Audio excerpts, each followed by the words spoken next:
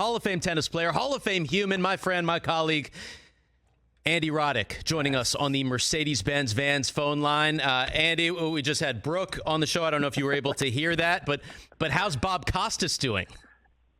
He's good. Hi, Steve Weissman. Bob Costas is good. It's always a trip when he has to go to the vet and they call you and they say, well, Bob Costas is ready to be picked up. It's just like goes forever. It never gets old.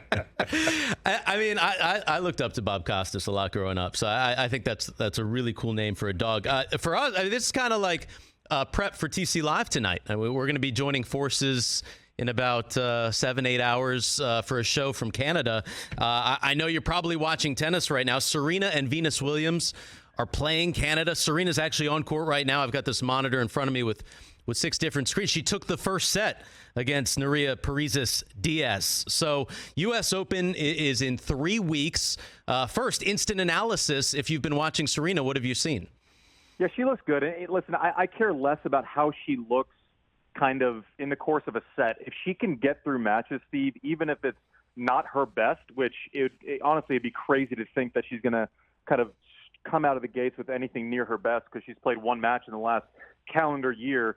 I do love that she's trying to get some reps in this far ahead of the U.S. Open because she kind of in the past has kind of maybe played 1 lead-in event or maybe none going into Slam sometimes. I don't think she can get away with that now, having been off so long. But if she can get 2 or 3 matches a couple weeks in a row going into the U.S. Open, then, you know, she's got a shot to actually win some matches. And let's not get carried away and say she's ready to win the tournament. But I think the only chance she has to make a big run in New York City is to kind of find her base over the next couple weeks. Serena playing right now. Venus Williams is going to play later today. She's 42. Serena's going to turn 41 in September. Canada this week, the first tournament, Andy, where you beat Roger Federer was at the Canadian Masters. It's Roger Federer's birthday. He turns 41 today. Happy birthday, Roger, by the way. How much more tennis do you think we're going to see from Roger Federer? Screw Federer, man. No, I'm joking. I'm sure that'll be the headline somewhere. I love that. TJ's clipping it off right now. We got it, man. We all know this. I also, Steve, you're just you're like a golden host where you pick one of the handful of times I actually beat him as opposed to the 20-something I lost to him to actually reference and lead up to that question. I appreciate you endlessly. But listen, I don't know. I don't think we're going to see Roger come back and be able to compete 3 out of 5 sets over the course of 7 matches as it would, as it takes to win a Grand Slam. I do hope that he gets to go out on his own terms. He's currently scheduled to play in 2 events before the end of this calendar year at Laver Cup, at the O2, and then in Basel, which is his home tournament. The stadium's actually named after him there. So I think we'll have a better sense after seeing him at those tournaments where it's not going to have a huge physical toll on the body. Indoors, 2 out of 3 sets, not having to deal with conditions. At Laver Cup, he owns the event, so therefore he can kind of schedule himself as needed. Maybe it's doubles with Rafa, which would be unbelievable for us to see one more time. I know Novak's on the European team. Murray's on the European team. So I'm not super optimistic looking forward to next year. Time is undefeated, right? So I don't automatically think he's going to be better when he comes back because he wasn't the favorite at Slams when he was hurt. But I also know, knowing Roger, that he doesn't want his last competitive set to be a 6-0 loss at Wimbledon. So I'm happy that he's kind of scheduled it, rehabbed, long process to kind of have the opportunity to go out on his own terms. But he certainly deserves no less than that. I will always be your biggest hype man, Andy Roddick. And by the way, 21-3 is the record. But I will also point out you won the last time you all played, so you went out a winner against Roger. Yeah, I had. It's weird. I spent a decade of my life beating everyone except him, and then my last 4 months on tour, I only beat him. So I don't know. And Canada was good. You beat him twice there.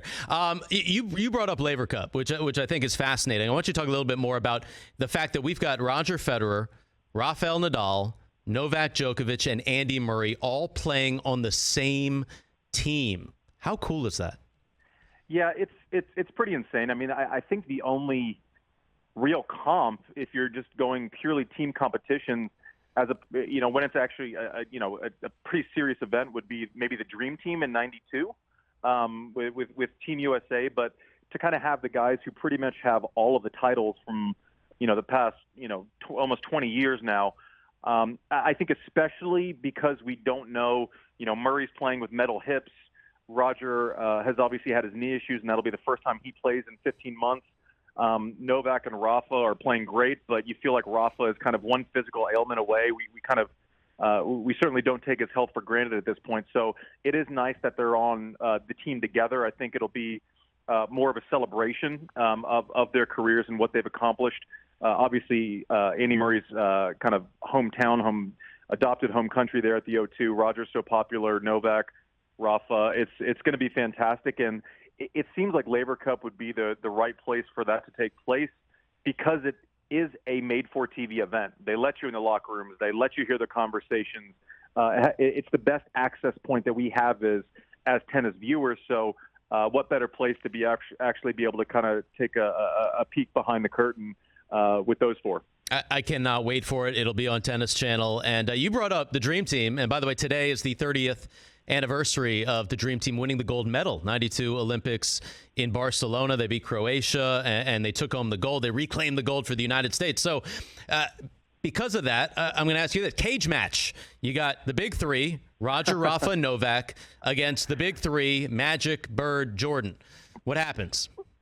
Geez, that's a tough one. I'm going to get in trouble either way.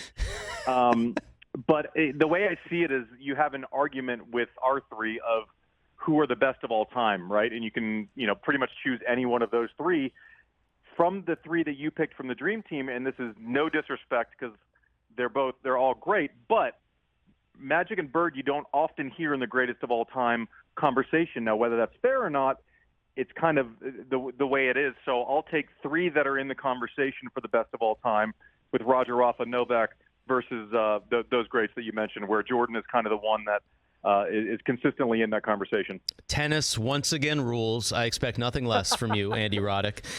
We talk about these incredible legends playing at 40 years plus, Serena, Venus, Roger. You announced your retirement on your 30th birthday, played a few matches after that. What goes into that decision for an elite athlete? Well, listen, mine was different, Steve. I can't really compare my decision to kind of the greats, but for me, it was when I thought that I couldn't catch lightning in a bottle and make a run to the semifinals of a slam, right? And so I knew that I had to go through, three of those guys, four of those guys as my ranking slip. That became a lot tougher. I was having a harder time finding motivation, and it was a really lucky life problem to have. But I won 2 out of my last 5 events on tour, but they were the lower tiers, and for me, there was other stuff I wanted to do. And I just didn't know if I could. My shoulder holds up through 7 matches to beat kind of the greatest players of all time. So it wasn't a long thought out process like kind of we're seeing with Venus and Serena and Roger, where they've been off extended period of time and are still trying to come back. I decided the morning that I retired that I was going to retire, and that was kind of it. And they've all acted a lot more responsibly than in many ways than I have throughout the years. So I do think they should be afforded whatever process they want. It kind of pisses me off when you read stuff. It's like, they should just retire. It's like, listen, you should retire from sitting on your couch and having dumb opinions. It doesn't make any sense. And they should, however they want to finish is how they should finish. No, I totally agree with you. Every athlete's a little bit different, and whatever makes them happy, if being out on the court and making a second round, third round. By the way, I want to see it, because anytime we can see these legends play and witness them doing their thing, I think is extremely special. So whether they're playing 40, 41, it's cool for me to see. You talk about, the U.S. Open coming up, and on the men's side, it's a little bit wide open, but we've got this guy, Nick Krygios, who is a bit brash. He got to the final of Wimbledon, lost to Novak Djokovic, but he just won in D.C. yesterday, the singles and doubles. I think he's won 18 of his last 19 matches. He's got a huge following in tennis. Where does he go into your favorites for the U.S. Open? Well, he's up there. I mean, obviously, we're dealing with kind of the Novak drama, and he won't be there. I think Novak would be kind of the only person you could point to and say he's the clear favorite if he was in the event. He's not, as it currently stands.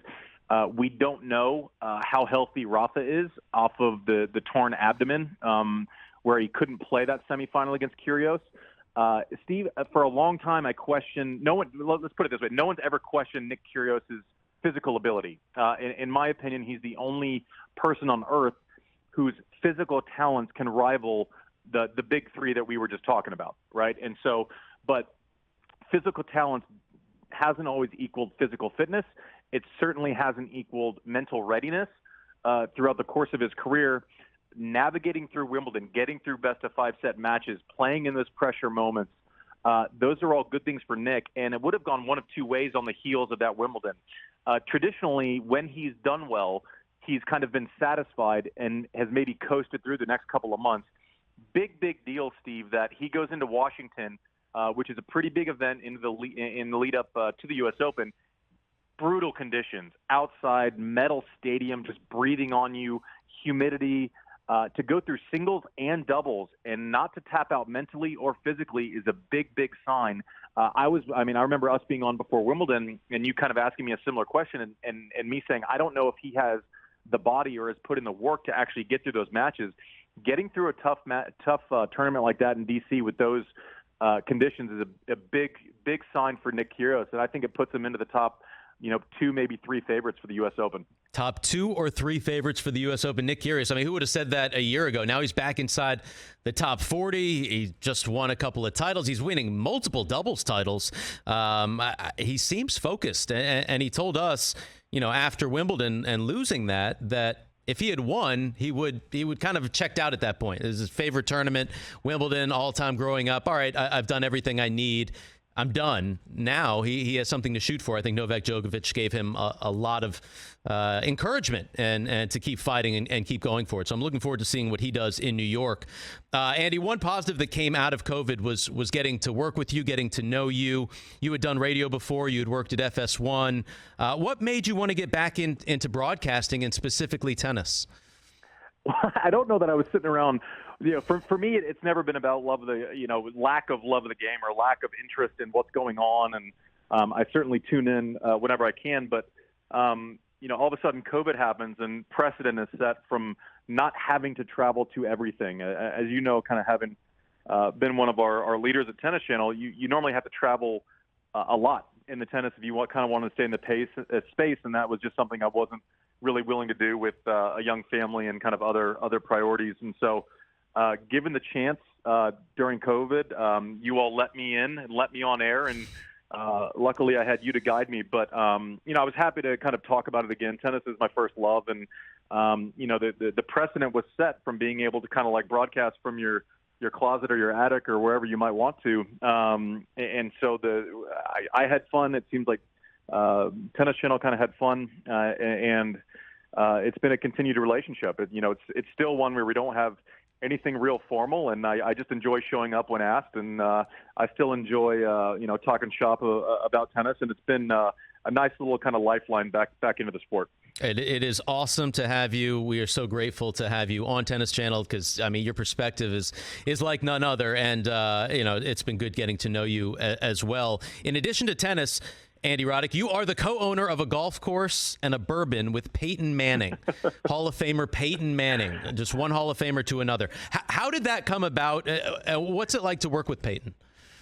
It's about what you would think. You get on that. Basically, my co-founder and I had this dumb idea. We don't know anything about bourbon, so we decided we would start a bourbon brand.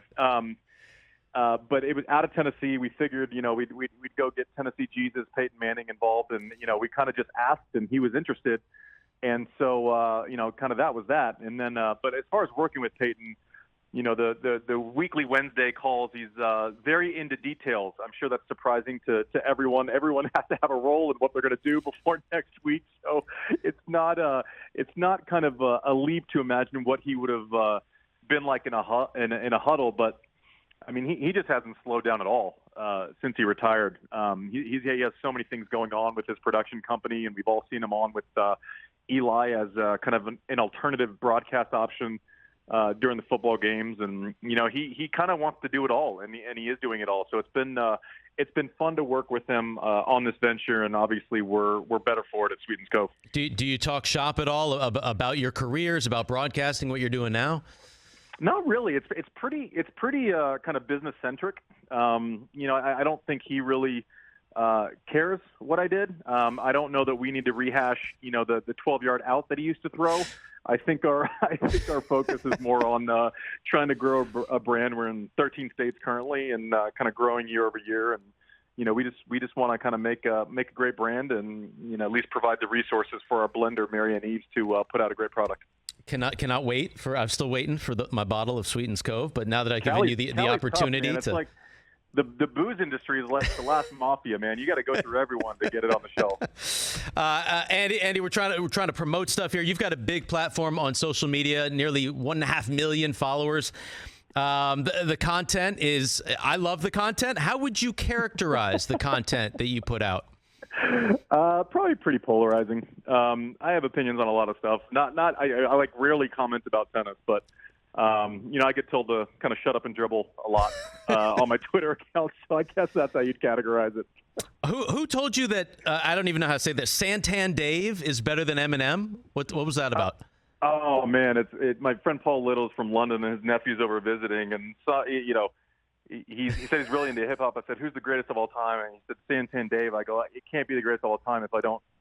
Or he actually said it was some guy named Dave. I'm like, okay, well, some guy named Dave is the greatest of all time, and I threw out Eminem, and he was just couldn't have been more repulsed by me saying it was Eminem. So I kind of had to throw it out there to the Twitterverse and see if I was the crazy one. Turns out I'm not in this specific scenario, but he was all excited because some guy named Dave liked my tweet, and he was attached on it, so it made his day anyway. I wonder what would happen if you had thrown out Phil Collins, because I feel like that's your number one. Phil Collins is amazing. It's been such a love affair during COVID with me and Phil Collins. It's just fantastic. Well, Andy, I really appreciate you taking the time. I appreciate your friendship. Look forward to working with you later today. TC Live, 10:30 Eastern on Tennis Channel. We'll see if Serena can pull through, and this was kind of like your rehearsal for that. I know Mark Huska likes to do rehearsal. We got a rehearsal on the Rich Eisen Show. That's right. It's my first rehearsal ever for the Tennis Channel. But Weissman, I love you, brother. I'll see you later on. All right, love you too. Thank you so much. Andy Roddick, Tennis Hall of Famer, great guy. And by the way, a Hall of Fame text backer. I don't know how you say it, but just there's certain people you send out a text and they get right back to you. See, I like that.